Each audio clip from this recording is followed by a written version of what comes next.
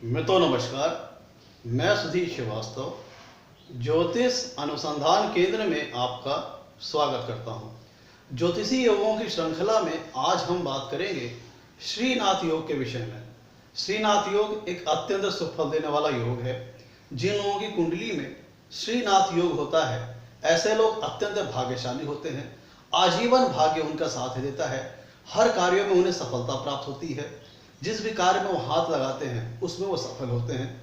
समाज में उच्च स्तर की प्रतिष्ठा प्राप्त करते हैं, सम्मानित होते हैं, यश प्राप्त करते हैं, कीर्ति प्राप्त करते हैं। जिन लोगों की कुंडली में श्रीनाथ योग होता है, ऐसे लोगों को पिता का सुख बड़ा अच्छा प्राप्त होता है। पिता का इन्हें बहुत अच्छा सपोर्ट मिलता है। इन्हें जीवन साथी के माध्यम से काफ़ी सपोर्ट मिलता है। जीवन साथी जो इनका रहता है वो इन्हें हर कार्यों में इनका साथ देने वाला होता है, हर कार्यों में सहयोग देने वाला होता है। जिन लोगों की कुंडली में श्रीनाथ योग होता है, ऐसे लोग व्यापार में बड़ी अच्छी सफलता प्राप्त करते हैं। अगर नौकरी करते हैं तो नौकरी में किसी उच्च पद पर आसीन होते हैं।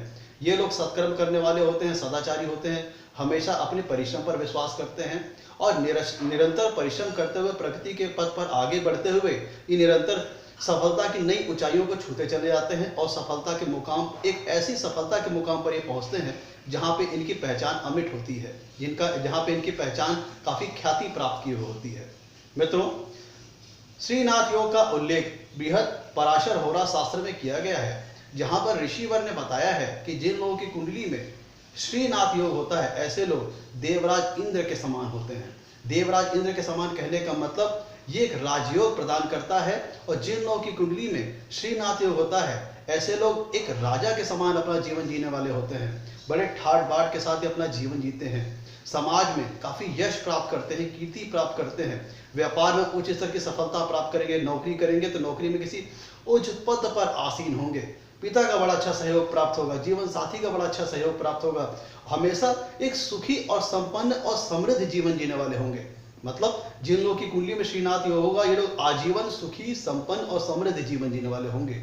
और क्योंकि बृहद पराशर होरा शास्त्र में ऋषिवर ने कहा है कि जिन लोगों की कुंडली में श्रीनाथ योग होता है, ऐसे लोग देवराज इंद्र के समान कहे गए हैं। और इसे हम आधुनिक संदर्भ में कहें तो ऐसा व्यक्ति समाज में काफी सफल होता है, हर क्षेत्र में काफी सफल होता है, अपने कार्यों में हमेशा सफलता प्राप्त करता है और उच्च स्तर की मान, प्रतिष्ठा, सम्मान और यश और कीर्ति प्राप्त करता है। मित्रों, अब हम बात करते हैं इसकी परिभाषा पर। आखिर कुंडली में श्रीनाथ योग बनता कैसे है? तो श्रीनाथ योग का जो उल्लेख किया गया है वो बृहद पराशर होरा शास्त्र में किया गया है, जहां पर ऋषिवर ने इसकी परिभाषा ये बताई है कि सप्तम भाव का स्वामी कुंडली में, ध्यान दीजिएगा, सप्तम भाव का स्वामी दसम भाव में स्थित हो और दसम भाव का स्वामी अर्थात दशमेश अपनी उच्च राशि में स्थित हो और साथ ही साथ नवम भाव के स्वामी अर्थात नवमेश के साथ युति में हो।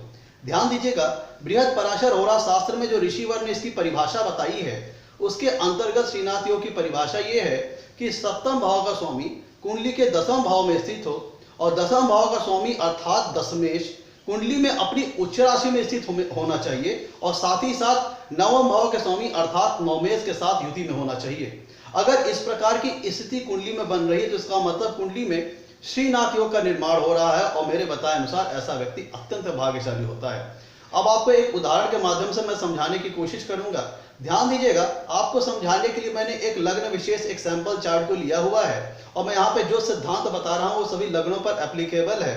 मैं यहाँ पे जो भी सिद्धांत बताऊंगा आप उसे अपनी लग्न कुंडली में अपने लग्नानुसार मैच करके देखिएगा। अगर वो सिद्धांत मैच कर रहे हैं तो इसका मतलब आपकी कुंडली में श्रीनाथ योग का निर्माण हो रहा है। तो मैंने आपको समझाने के लिए मैंने कन्या लग्न की कुंडली ली हुई है।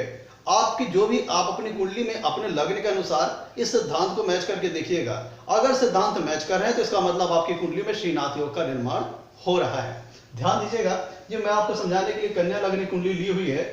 अब यहाँ पे मैंने कहा कि ऋषिवर कहते हैं, बृहद पराशर होरा शास्त्र में है जो कि श्रीनाथ योग की परिभाषा है, उसके अंतर्गत डिफिनीशन ये है कि सप्तम भाव का स्वामी कुंडली के दसम भाव में स्थित होना चाहिए। पहली कंडीशन ये है कि सप्तम भाव का स्वामी कुंडली के दसम भाव में स्थित होना चाहिए। तो मित्रों, ये कन्या लग्न कुंडली है जिसके सप्तम भाव में आ रहा है 12 नंबर, मतलब मीन राशि, जिसका स्वामी होता है गुरु। ध्यान दीजिएगा, ये कन्या लग्न कुंडली है जिसके 7वें भाव में आ रहा है 12 नंबर, मतलब मीन राशि, जिसका स्वामी होते हैं गुरु। तो बताए गए कंडीशन के अनुसार गुरु होंगे कहां पे? दसम भाव में स्थित होंगे।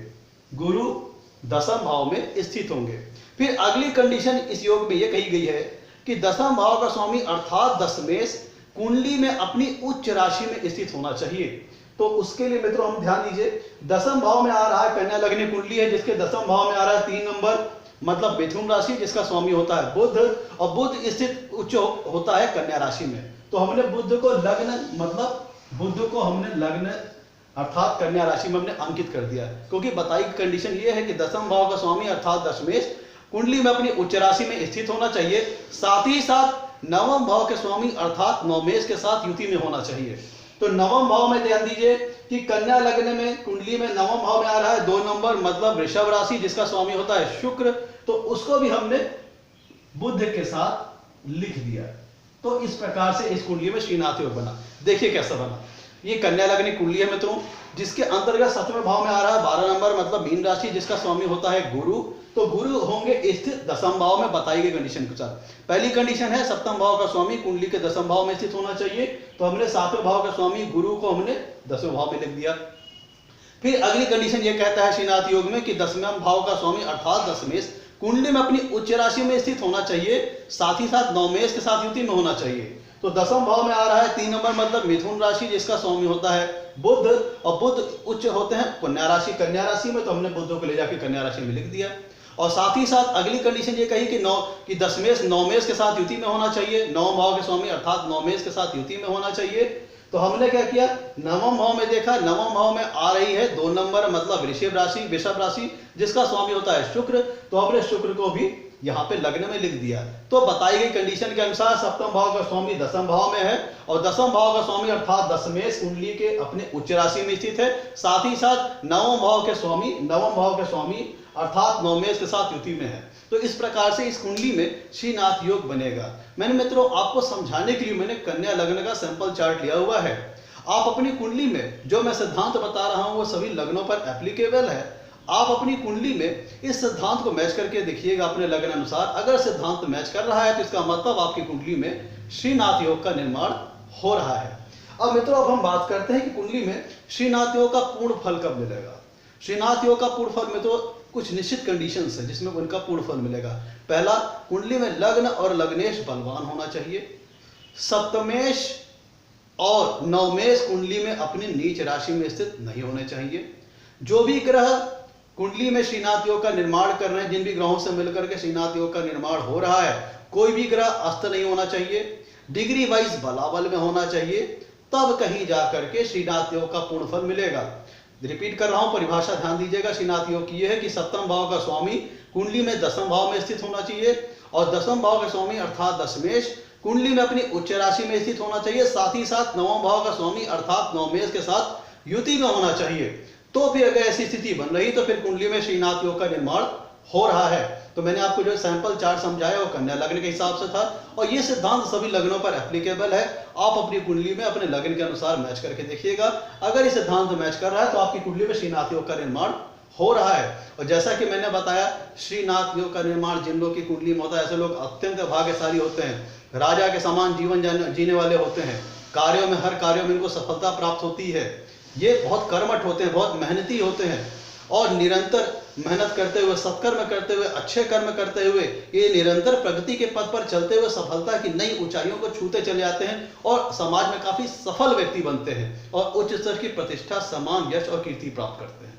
मैं तो आज के लिए इतना ही। आपसे कहना है मेरे वीडियो को लाइक करें और मेरे चैनल को सब्सक्राइब करें ताकि मेरे आगे आने वाली वीडियोस की आपको जानकारी मिल पाए और आपके लाइक्स और आपके सब्सक्रिप्शन हमें प्रेरित करते हैं ताकि हम आगे चल करके और अच्छे वीडियो आपके लिए बना सकें। मित्रों आज के लिए इतना ही। आपसे कहना है धन्यवाद।